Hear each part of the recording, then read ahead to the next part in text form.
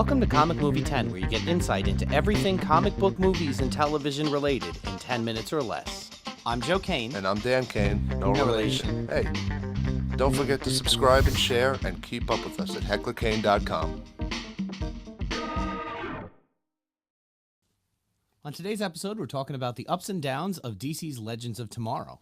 Yeah, it's a show that we've both kept up with. It's tied in with the Arrowverse, so yep.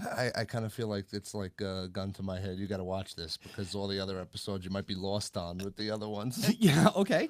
But the issue here is that, you know, it is tied into the Arrowverse. It's a part of the Arrowverse. So Right. that is one of the ups, I would say, is that you're in this big universe that's very complex and a part of a bigger place. Yeah, anything can happen. Anybody can pop on. You have Oliver Queen on there, or Flash shows up at any given time, which is a good thing. Yeah.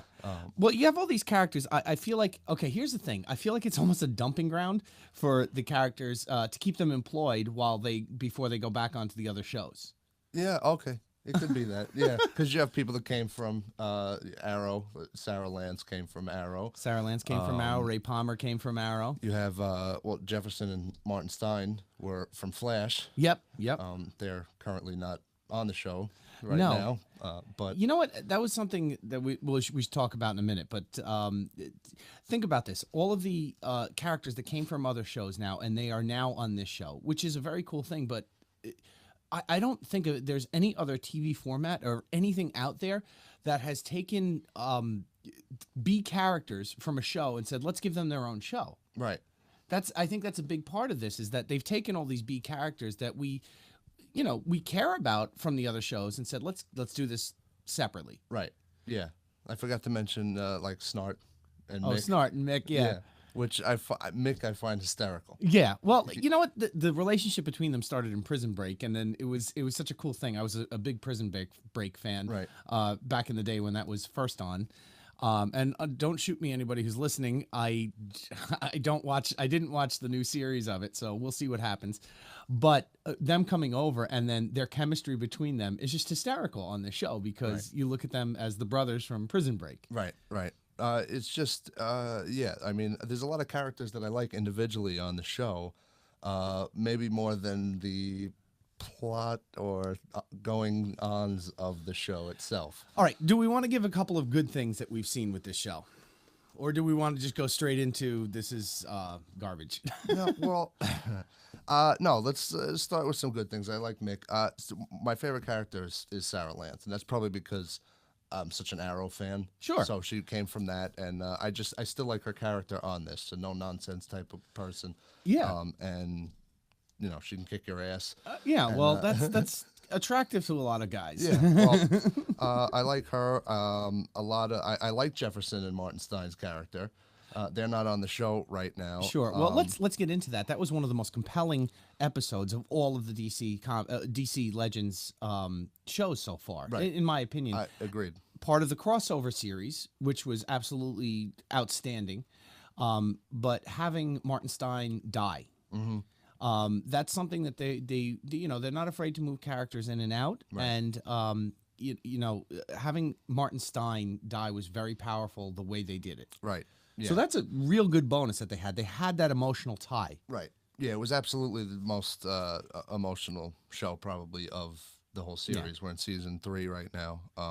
Well, Victor Garber had made an announcement that he wanted to leave the series. That was part of that. Right. He wanted to leave the series. He had other avenues to pursue. And it was like you saw it coming. They set it up, and you're like, well, he could go now. He could go now. He could go now. He could go now. And then they made it absolutely tragic at the end. Right. So, compelling story. Very good story. One of the things that I like about the show also is the little corny humor. But sometimes I find myself just shaking my head but laughing. One of the scenes with Stein when they're talking about the Titanic.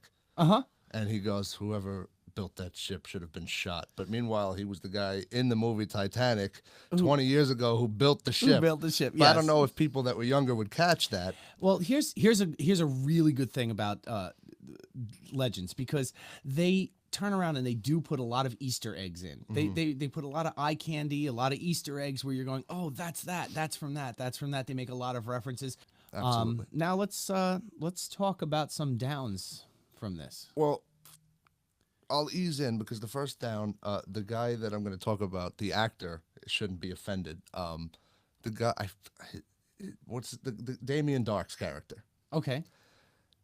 I couldn't stand him on season 4 of Arrow. I can't stand him now, but that's because he's doing his job. I'm supposed to hate him, Well, right? is that the point that you're supposed to hate I'm Damien supposed Darhk? to, and I hate the guy. So Yeah, I can't really. okay. It's almost like a negative, but also giving the guy props for doing what he's supposed to be doing the right way. True, I get it. I can't stand him ever, but he's doing what he's supposed to be doing. So Yes. Okay. So he's doing what he's supposed to be doing. You hate him, and you can't stand to look at him because of what he's doing. right, You know, he actually had on the most recent episode that I just saw a very compelling story with him and his daughter Nora Darhk. Yep. And where he was actually very compassionate, and he was very, and that was the first time I looked at him and I went, oh, okay, right, yeah, I almost get it. yeah. He said, "I don't care about anything. Just make her better."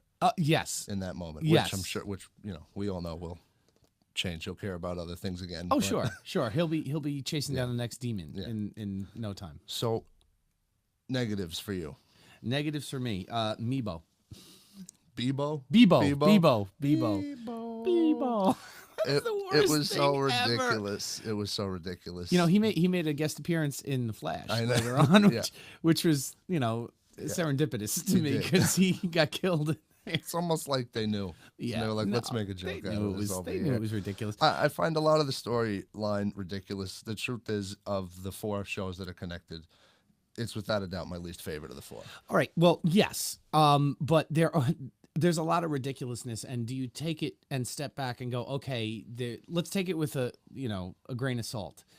Is it ridiculous because it's meant to be ridiculous?